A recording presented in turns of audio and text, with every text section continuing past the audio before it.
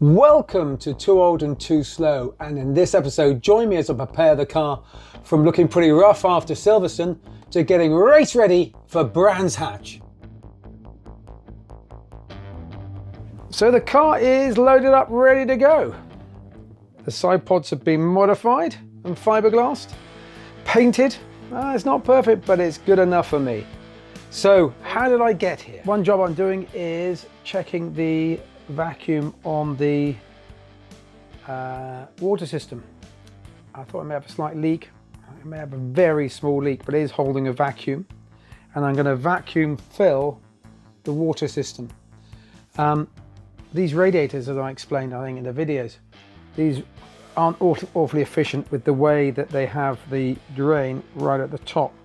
So if I can put a vacuum and vacuum fill them, that's what I can do. So I bought this device here for about 20 quid off eBay, and it's putting a vacuum at the moment, and then I'm going to reverse the flow and refill the water system with the coolant.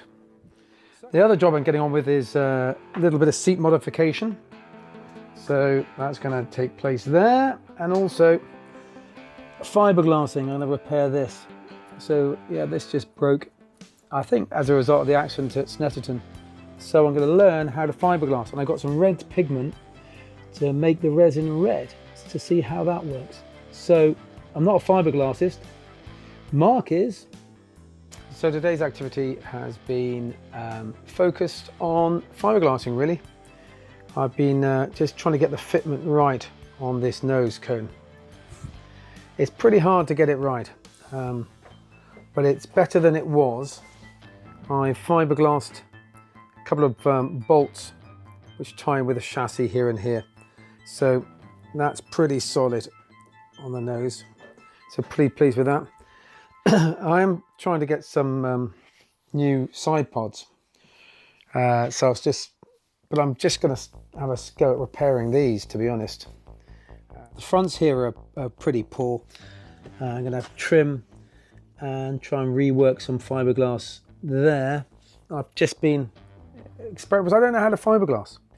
I've just been repairing some holes, like this hole here. I've been repairing those. And I don't know how to fiberglass, and I'm teaching myself, and it's interesting.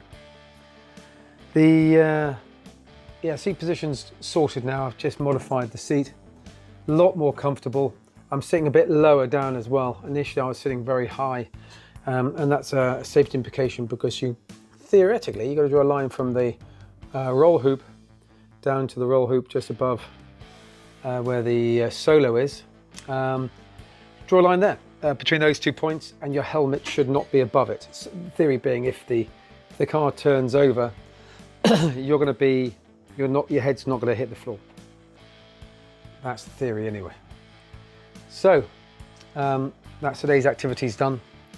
It's a shame I'm not racing at Donington, but what I do have is a little bit extra time to work on the car, and there's more things I want to do, because it's a beautiful car to drive. The more comfortable I feel with it, the more confident I'm going to be. The more confident I am, the faster I'm going to be. So what I did yesterday, I just put some supports in here. So I need to close up the front of the side pod to make the airflow better into the radiator. So I've got some metal, and now I'm going to mix up some resin and going to hopefully get this looking kind of a bit smarter than it is. This one here has got quite a lot of cracking on it, so I want to repair all that and strengthen it as best I can. So let's see how I get on with the fiberglass.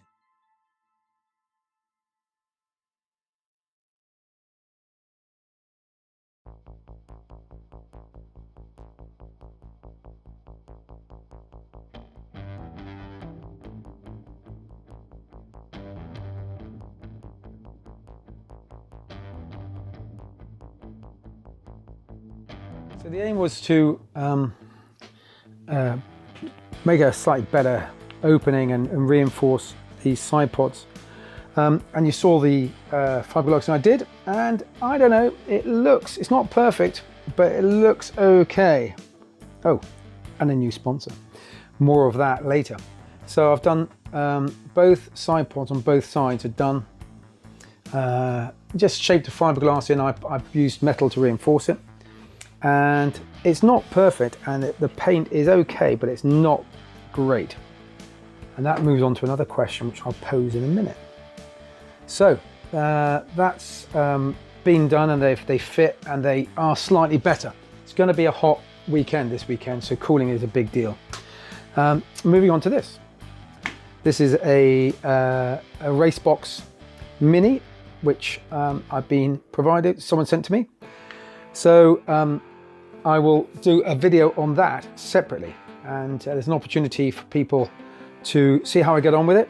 And if they want it, I've got a discount code, and people can get in touch with me or click a link and they can get a discount using my discount code, which helps them because they'll get a discount, and also help me because I will get a bit of money back as well.